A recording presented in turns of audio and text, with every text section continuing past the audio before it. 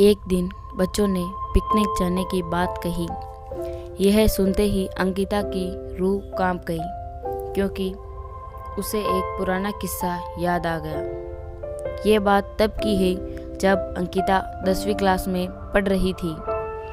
एक दिन टीचर ने पिकनिक का प्लान बनाया था। सभी अपने दोस्तों के साथ अंकिता ने भी जाने के लिए हाँ कर दी। पिकनिक पर जाना था पावागढ़।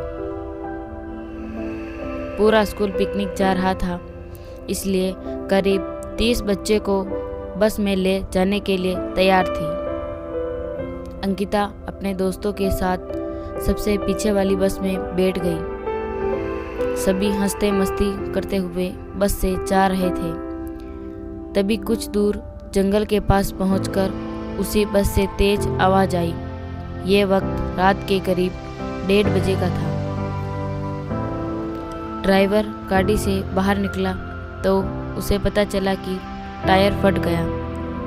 ड्राइवर ने सबसे कहा कि बस का टायर बदलने में करीब 2 घंटे लगेंगे। आप सब नीचे उतर जाइए, मैं इसे बदल देता हूँ। आप लोग पास के ढाबे पे जा सकते हैं, वहाँ गरम गरम चाय पी लीजिए और मैं इस टायर को फटाफट बदलने की कोशिश करता हूँ। ड्राइवर की बात सुनकर सभी बस से उतर गए और पैदल चलते हुए पास के ढाबे में पहुँचे। वहाँ एक बूढ़ा व्यक्ति चाय बना रहा था। इतनी रात को ढाबा खुला हुआ और इंसान को चाय बनाते हुए देखकर सबको हैरानी हुई। उस बूढ़े इंसान ने कहा, आप सब चाय पी लीजिए, यहाँ अक्सर लोगों की गाड़ी खराब हो जाती है, इसलिए मैं भी अपना ढाबा हरदम खुला रखता हूँ। आप जैसे राहगीरों को कुछ मदद हो जाती है।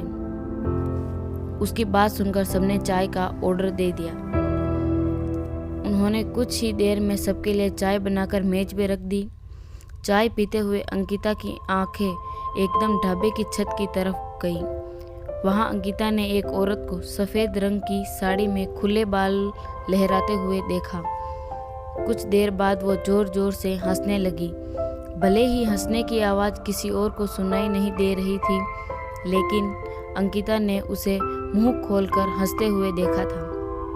यह सब देखकर अंकिता ने डर के मारे आंखें नीचे झुका ली। कांपते हुए किसी तरफ से अंकिता ने चाय दोबारा पीना शुरू की थी कि उसी ही वक्त जोर जोर से चिल्लाने की आवाज़ जंगल की ओर से आई। ढाबे में बैठे हुए सभी बच्चे और टीचर उस आवाज़ को सुनकर डर गए। सबको डर लगा हुआ देख बूढ़े इंसान ने कहा कि मैं देखकर आता हूँ क्या हुआ, आप लोग यहीं बैठे रहो। इतना कहकर वो आवाज़ की तरफ बढ़ गया। तभी एक लड़की को खून की लगातार होने लगी उल्टियाँ। उसको देखकर उसकी हालत खराब हो गई। उसी समय एक टीचर ने कहा कि तुम सब आग जलाओ और उसके बगल में बैठ जाओ। सबने मिलकर आग लगाई और गोले घेरा बनकर बैठ गए।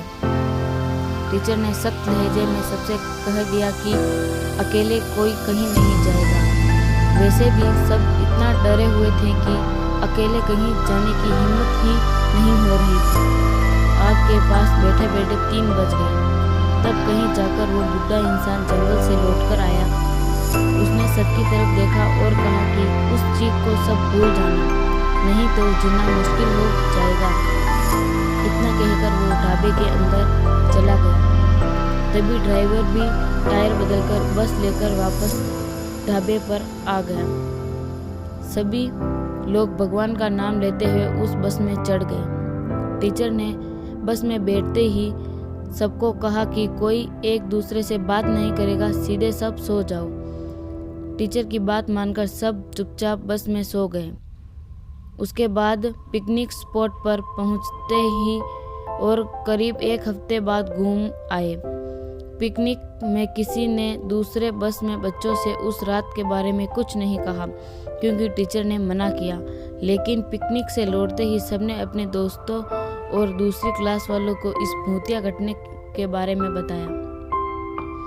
आज पिकनिक का नाम सुनते ही यही भूतिया ढाबे की कहानी अंकिता के मन में आ गई और बच्चों को पिकनिक भेजने से उसे डर लगने लगा। कहानी से सीख, बीती हुई घटनाओं को भूल जाना ही अच्छा है, नहीं तो जीवन भर वो घटना डराती रहती है।